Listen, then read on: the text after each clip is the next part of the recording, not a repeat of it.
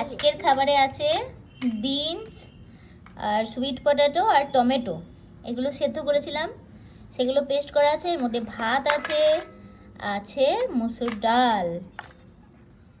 আর খাবে কে রে?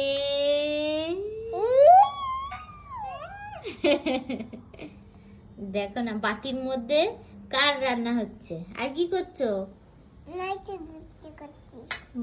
নাইটে নেপটে কি দিতে হয় সোনু তরকারিতে? আর আর আর আর আর টারমারিক।